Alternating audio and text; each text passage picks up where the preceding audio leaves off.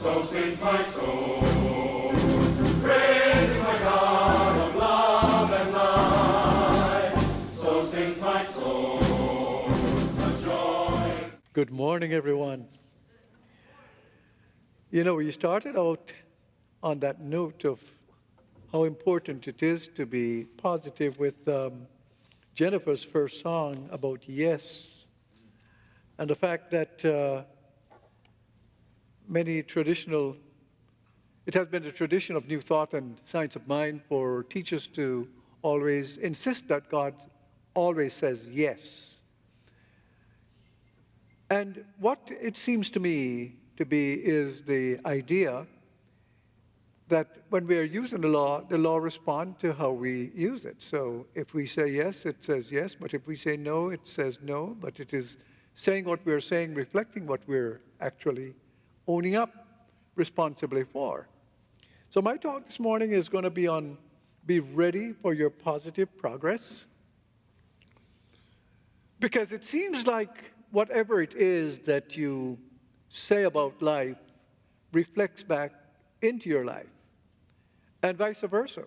What reflects in your life is what you have said about life. So it seems like there's a relationship, isn't it? For your life to really take the form that your mind gives to it. So if you look out there and all you can see are bad things happening, and bad things are always happening. It's not like only good things are happening. But if you see problems and not see opportunities, it puts you in a position where you are not really experiencing your full possibilities. Because the reason you have problems out there is because you have a life to live in here that has to do with representing, being an agent of God out in that place we call there, out there. And in doing so, this is what fulfills what you're all about. There's a line from Job that we all can remember: the thing that I feared most has come upon me. What is implied with that is that the thing that I have most faith in have come upon me also. We never hear the flip side of that statement.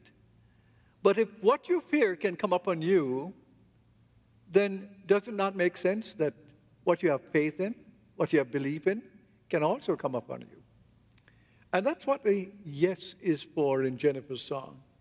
And there's a line in the song that Todd sang there a while ago. Learn how to use my hands, not just my head. I think myself into jail. Is that the one? No, it's before that. I got to get out of bed and get a hammer and a nail. Learn to use my hands, not just my head. The idea is we're a being that is fully involved in life. And we're not involved in life just mentally. We're involved in life physically. And we must get out of the habit of thinking that one is better than the other. Are my hands better than my feet? You know, my ears better than my eyes? It's not, there are areas in your life that are not for comparison. They're complementary aspects that are essential to the fullness of your life. So I don't have to say, well, my hands are better than my feet because my hands can do certain things my feet can't do. It's also true that my feet can do certain things that my hands can't do. So what I'm saying to you is wholeness is an aspect of life that we have to appreciate. And when we begin to appreciate the wholeness of life, we tend to come to it with an affirmative attitude, an attitude that establishes what we can experience in this life. Because if all you feel you can experience in this life are negative things, then what you fear most has come upon you. And that is what you're going to see. Because if you, one of the things that we say in Science of Mind is that if you don't think the law worked, it worked by not working. So, similarly, if you don't think positively and you think negatively, what do you expect to have happen to you? Let's cover some of the things I want to share with you this morning to see how we can think more positively and what effect being positive has upon who we are and what we can do. There's a woman named Jamie Wright who, during the pandemic, she was tremendously challenged, as many of us, job. She was a woman who was subject to domestic violence. She was starting a new business. She had to fight for her safety in a woman's shelter in Texas. And in all of that, she became a trauma and self-love advocate, an author, a motivational speaker, an ambassador for women subject to domestic abuse.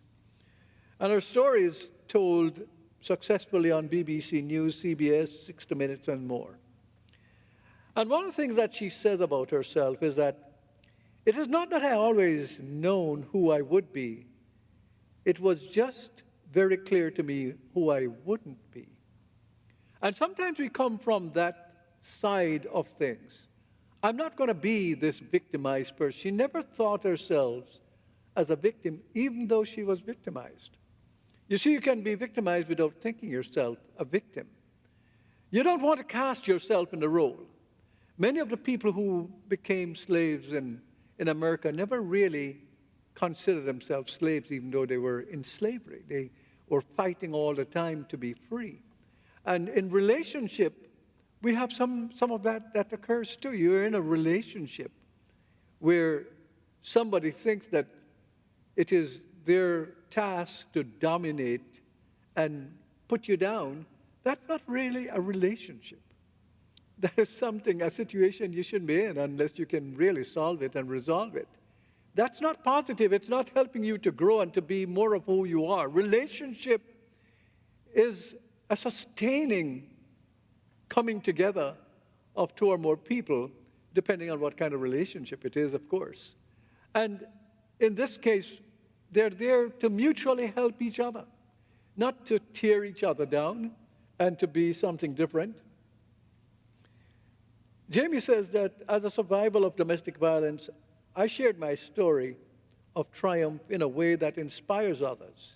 She says, I also provide practical how-to tips and tools in an effort to help others radically transform their lives.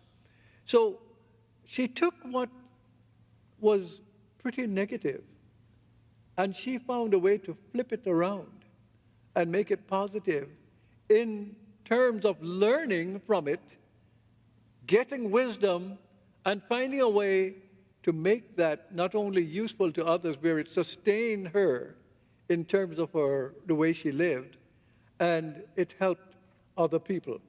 And we have all been there to some extent or the other, I think, some more so than others. She says that the greatest business challenge I faced was overcoming my self-doubt and disempowering thoughts by realizing that all that I needed was within me. Now, I don't know what her religious background is, but most of us grew up in this country more Christian than anything else, and we have heard the statement of Jesus that says the kingdom of God is within you. And if you really have a sense of what that means in terms of yourself, you will never doubt the fact that whatever it is that you are aiming at as your life, whatever your dreams and aspirations are, you can get there. You can get there because an enormous power and intelligence is in there informing you, even if you are starting where you feel like you don't really know enough to start. But you begin where you are, and you move forward, and as you move forward, you're open to learning, to make mistakes. Some people are so afraid of making mistakes that they never begin. And in basketball, they says that that you're what is it? You're shooting, you're missing 1,000 for every shot you never take. In other words, the idea is to go ahead and shoot. Even if you miss, you'll hit a few. And when you learn to hit a few, you will learn how to hit more and be more consistent. Well, we're using the basketball, and we don't, most of us don't play basketball, but it's an image of what it is that, what is important to you, you can do if you begin to see that I can do this and take the steps to get it done. So, what I want to touch upon this morning is to tell you that positive thinking encourages stronger relationships. It brings strength to the body. It creates soundness of mind. It helps increase self-confidence. It improves your outer appearance. And then we will talk a little bit about a few tips of it. But if we went back to the psalm that was read in our service here, blessed is the one who does not walk in the step of the wicked. We have to look at these ancient sayings that are still relevant to us. Blessed is the one who does not walk in the step of the wicked. Negative. Change wicked to negative. Change blessed to positive is the one. And you begin to bring it into a modern way of relating to it. To be blessed means good things are happening in your life. Good things that are happening in your life means positive things are happening in your life, yes? And so the idea is to understand that you don't have to get mired in some archaic language. There's still the wisdom there. What you want from it is the wisdom. And it's saying that if you are positive in your life, positive about how things can be, then you don't get drawn down by people who are negative, people who are always putting you down. Another verse says, but whose delight in the law? No, I'm skipping one. The second part of what I just read about the wicked is, or stand in the way of the sinners and take or sit in the company of mockers, people who put you down. And then it goes on to say, but whose delight in the law of the Lord, and who meditates on his law day and night.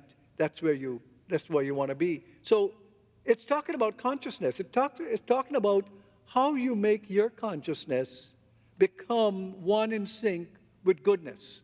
When you say the Lord, you're talking about God. When you're talking about God, you're talking about good. When you're talking about good, it means the feelings. Spirit is about feelings. How do you feel about your life? And regardless of what is happening, you have control over your feelings. Nobody can tell you what to feel. You say, well, you're the one who makes me feel bad. Well, they may have done something that can make you feel bad, but you're the one who decides whether or not you're going to let that make you feel bad. You have a power in you that knows what to do, when to do it, where to do it, and how to do it. You don't have to take it on. You said there's a famous story of Buddha where a man is abusing him, and he goes on and on and on, and when he was tired, the Buddha said to him, when he was about ready to leave, say, wait. And the Buddha said, I have a question for you. And my question is, if you bring a gift and give it to someone, and he doesn't take the gift, to whom does it belong? And the man said, well, it belongs to the one who has the gift. He says, that is true. Now, you brought your gift to me, and I didn't receive it. Now you can take it and go. So the idea is not to take it on. You don't have to take things on that are negative to you. And the final part of this is that it says that you're like a person like that is like a tree planted by a stream of water, which yields its fruit in season, and whose leaf does not wither. Whatever they do prosper. Now consider a tree near a stream. The roots are there feeding constantly from it. And that's what consciousness is. Your roots are feeling, I feel my microphone is getting away from me here. Your roots are going deep down into the soil and is feeding from the stream. And the stream is constant.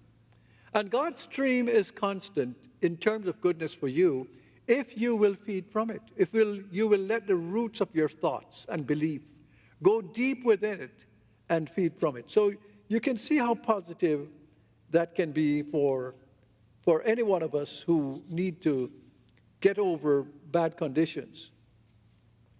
So we're talking about strong relationship, and you can imagine that if you're in a relationship that one person is tending to put you down, that's not a relationship.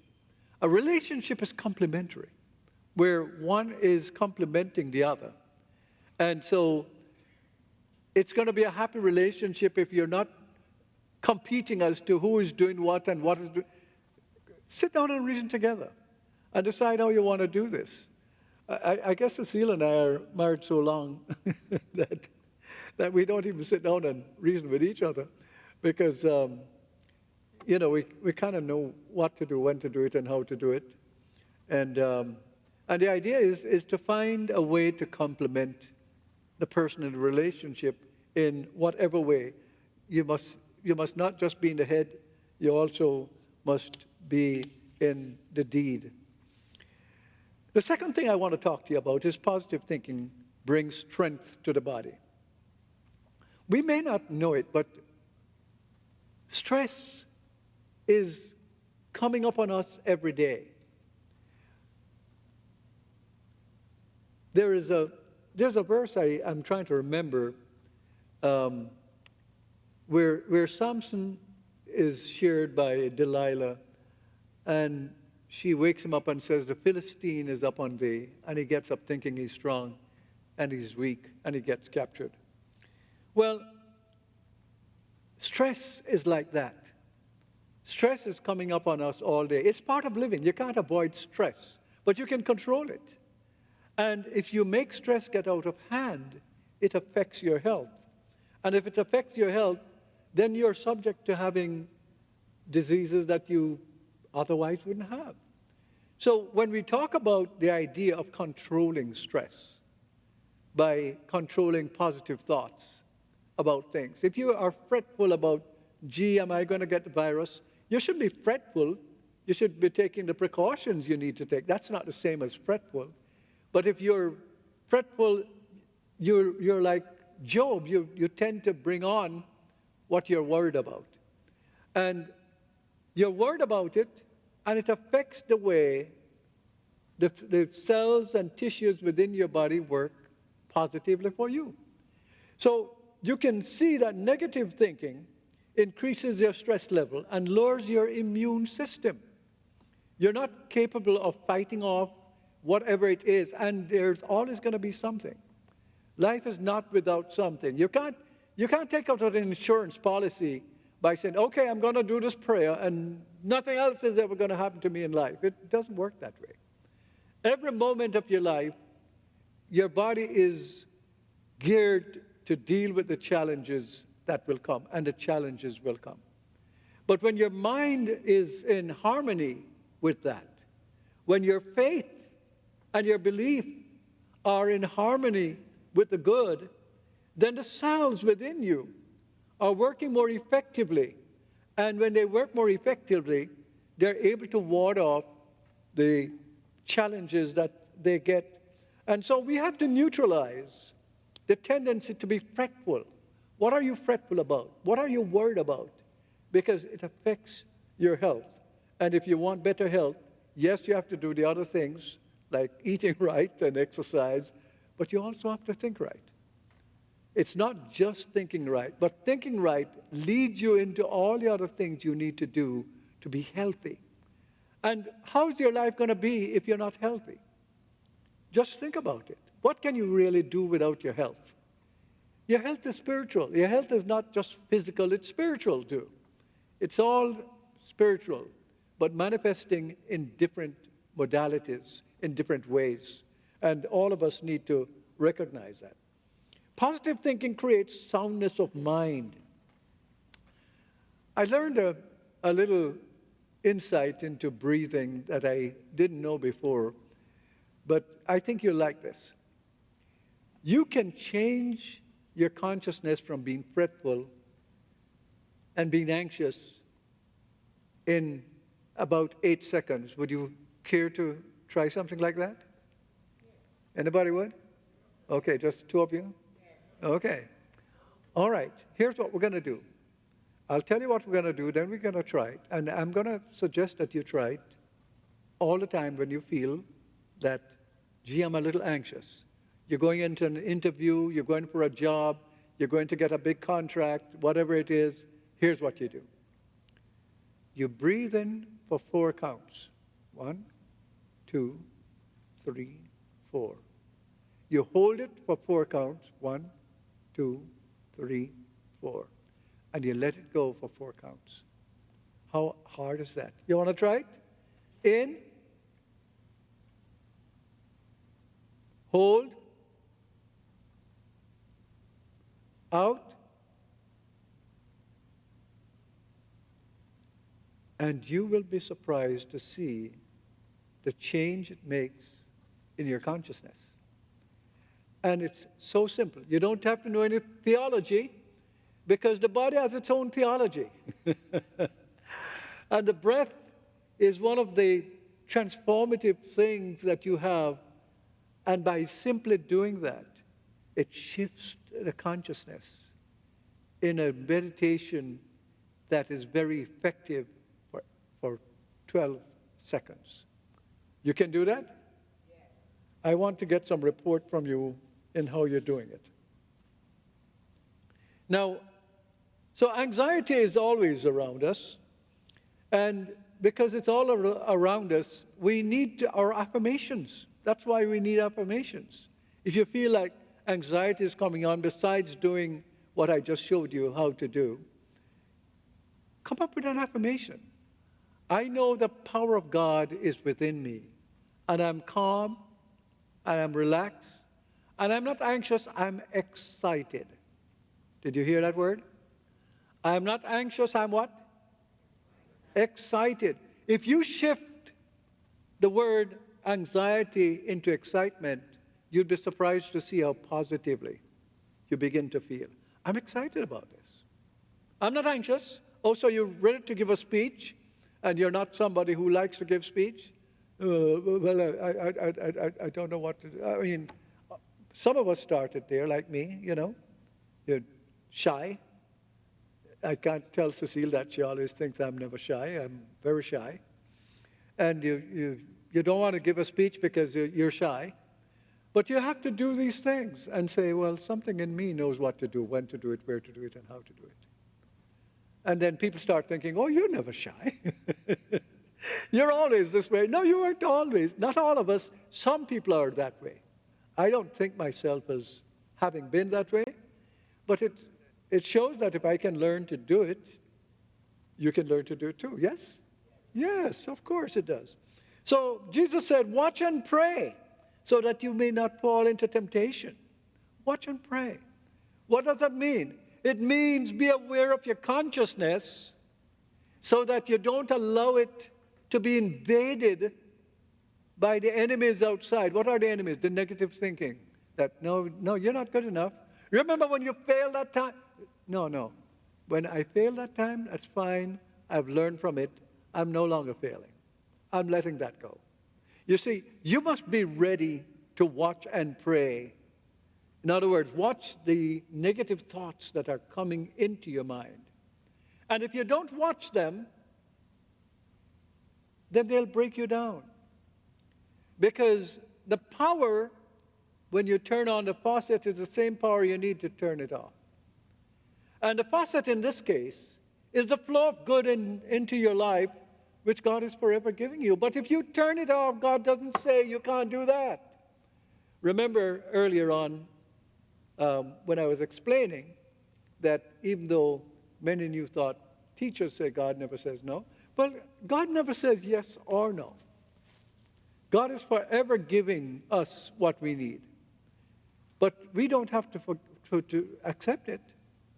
And that's why you said, how could somebody do a bad thing like that? Where was God in all this? It's not God's fault.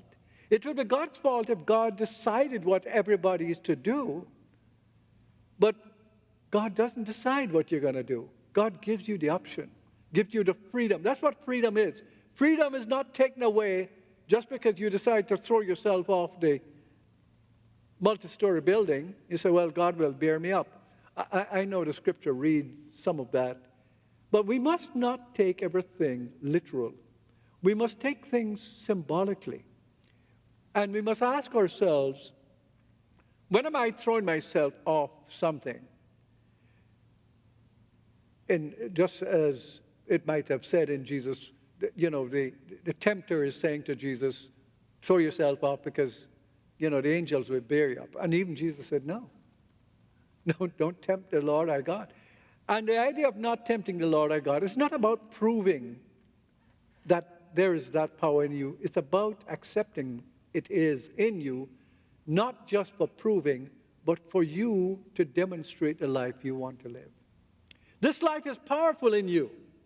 But if you don't believe it, you won't be able to use it. You will use it in disbelief, and it will be just as powerful in your disbelief, showing what you can't do, as it would showing what you can do. So you have to be aware of that. Now, Paul says, rejoice always, pray without ceasing. In everything, give thanks. Pray without ceasing doesn't mean you're chattering at God all day long. You're not walking around just saying, I grew up Catholic, so many Hail Marys and so many Our Fathers and so on. It means sustaining a consciousness that's good. That's what it means. Sustaining a consciousness where you feel that this universe supports you, and it does. That's why you're here. But when you want to go to another level in experience, then you need to up your consciousness. You need to go to another level in consciousness. If you're going to demonstrate bigger, you got to think bigger. You got to think with greater faith. You have to come with a sense that I can do this instead of, but I don't know.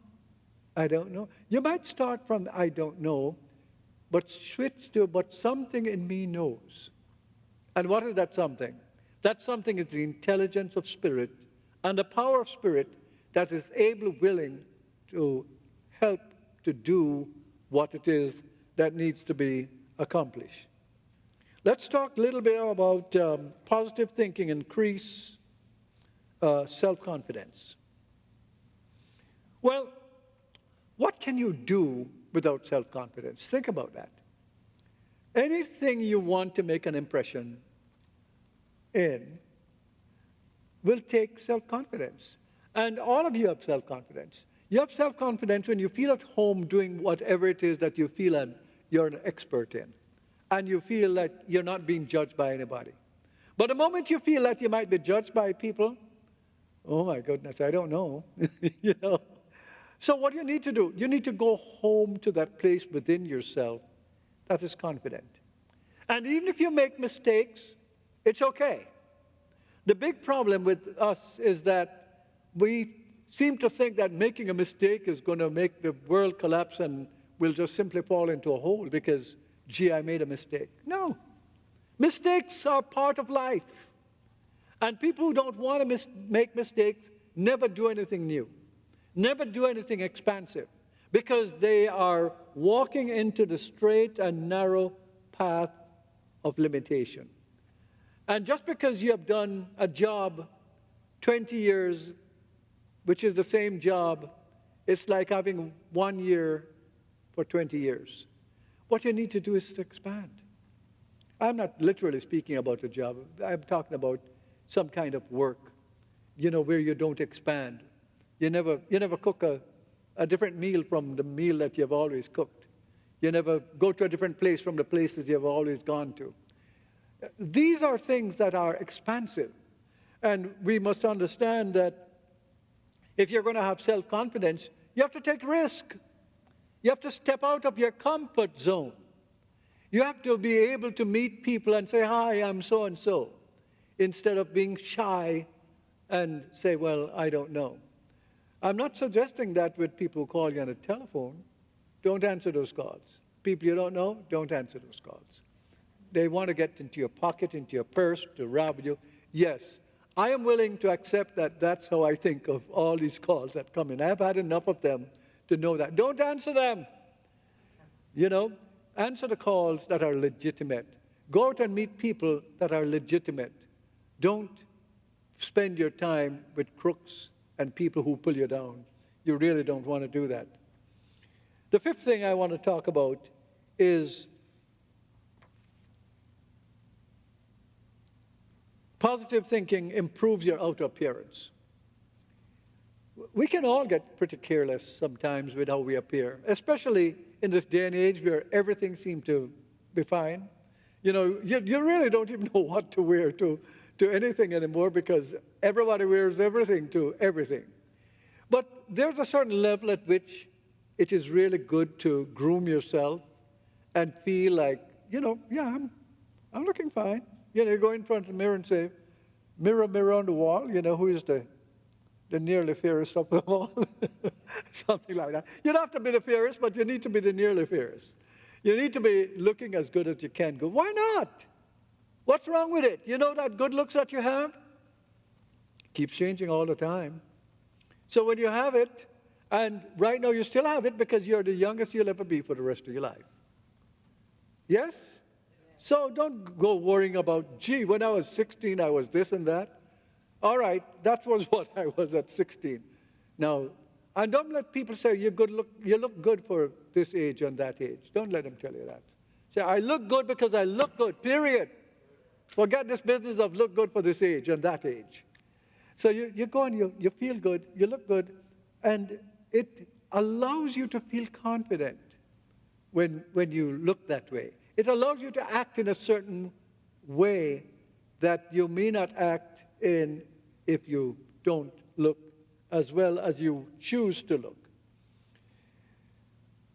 If you believe that people don't care about their looks, let me tell you that there is $50 billion being spent in the cosmetic industry. $50 billion.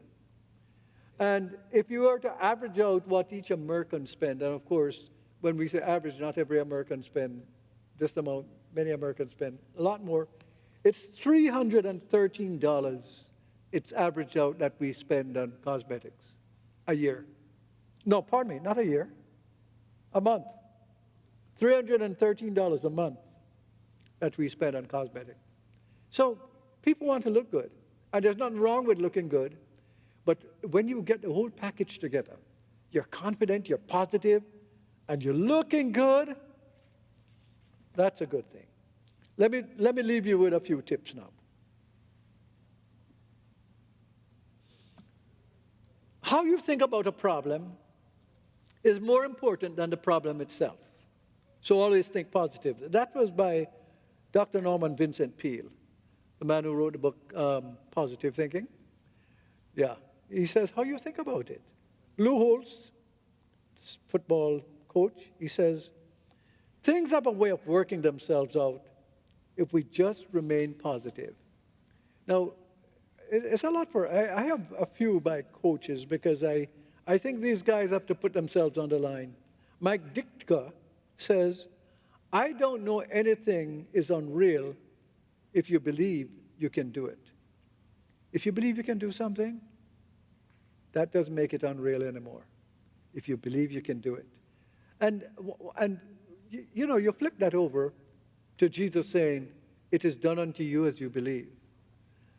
It's the same idea. A coach is saying it, more secular people will accept it. John Wooden said, I do believe one of my strengths is my ability to keep negative thoughts out. I am optimistic. Keep these negative thoughts out. These are people who have wild successes. Bruce Lee. Do you all know Bruce Lee? Who knows of Bruce Lee? Okay. Bruce Lee says, do not allow negative thought to enter your mind, for they are weeds that strangle confidence. How is that different from the things I fear most will come upon me, or the thing I fear most has come upon me? That is Job. You don't have to always look in the Bible to find wisdom, because it's the same wisdom that we are discovering every day that we call secular wisdom. It's not secular, it's all spiritual. Except in one place we say, well, the Bible says. But people's experiences, nature is a book about God. Experience is a book about God. And if you're learning from your experience, you're learning to share great wisdom. Maybe one more thing I want to share with you. There's a man named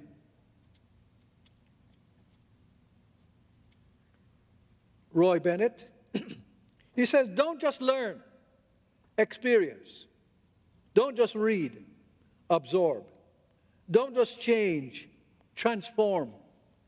Don't just relate, advocate. Don't just promise, prove. Don't just criticize, encourage. Don't just think, ponder. Don't just take, give. Don't just see, feel. Don't just dream, do. Don't just hear, listen. Don't just don't just talk, act. Don't just tell, show. Don't just exist, live. I think these are good advice for anyone who wants to understand that today, even as we're living positively, we are preparing our lives to live more positively tomorrow. So the future is open.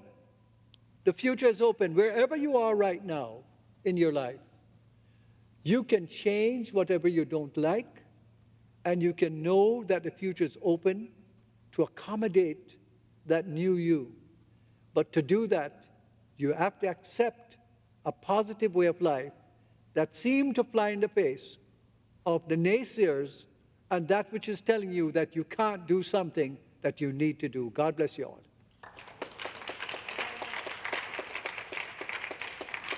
Thank you very much. And Father, Mother God, how wonderful it is for us to be here today, to feel the pulse of life beating through our hearts, and to know that it is the same pulse that beats through the universe. The pulse of life is moving through all of us. It's universal, and we are sharing it individually. And as we do this, we realize that it is all a part of the law of circulation, of the giving and receiving, because it is who we are and what we are and how we sustain ourselves. And so in this moment, we bless the gift and we bless the giver and we dedicate the gift to the truth that set us free. And so it is. You may be seated. Yes, and I don't need to ask you if you had a good time in church today. Yeah, bring your friends, you know, and I'm glad to see more of you coming earlier rather than later in the service, because we do some things in the early part of the service that sometimes you miss, and I don't want you to miss anything. You know, and I figured that if you all going to come late, I'm going to start coming late to myself. because the late time must be the time when it should start. You know, I don't know if you remember, but when we were teenagers, you know, there was the business of nobody wants to go to the party early because they want to go to the party when it's hot. Yes? And the party doesn't get hot until everybody comes. Yes? Yeah, and I was never able to figure that out, but that's the way it worked. Anyway, it's time to pray, and it's time to feel that pulse of God in each one of us. Let's turn within. Let's know in this moment, we are alive in this universe. And this aliveness is truly feeling the cosmic fire, because the wheels of life are turning, and we are part of that turning. And in that turning, we have a whole life to accomplish. And so whether that turning is annually around the sun, or whether it's day and night, night and day,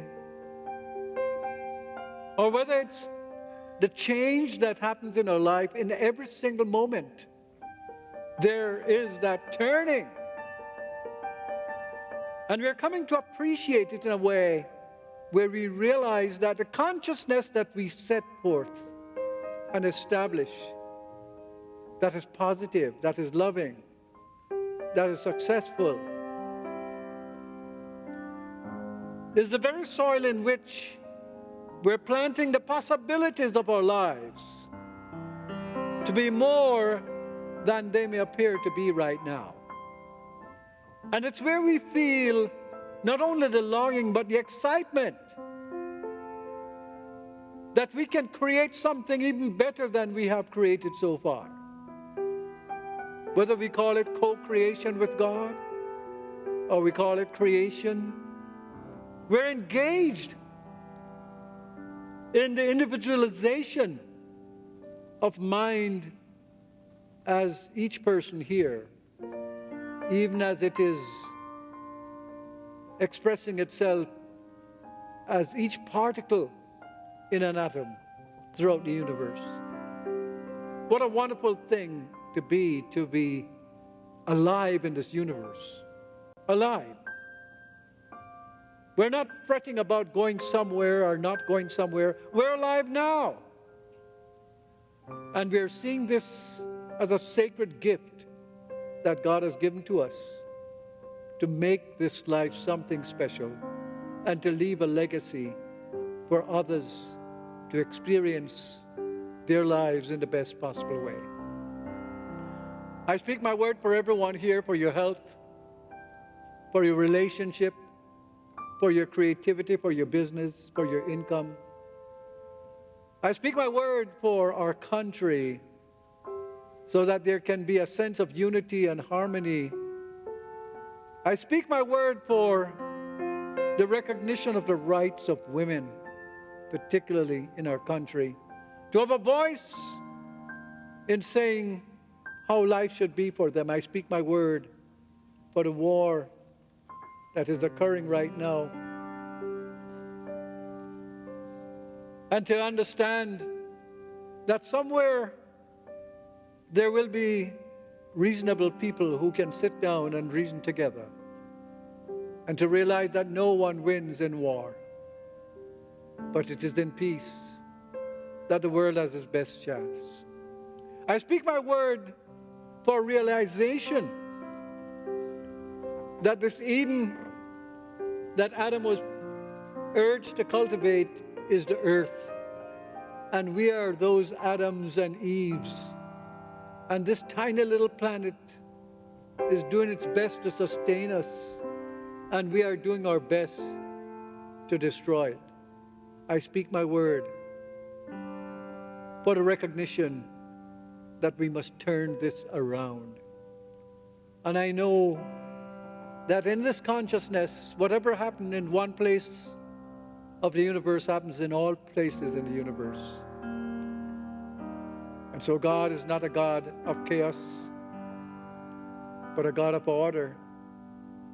And I speak the word establishing this new order for all of us in all aspects. And knowing that this is true, I say thank you, Father, Mother God. And together let the people affirm, and so it is. Amen. Please stand for the benediction. The Lord bless you and keep you. The Lord let his face shine upon you and be gracious unto you.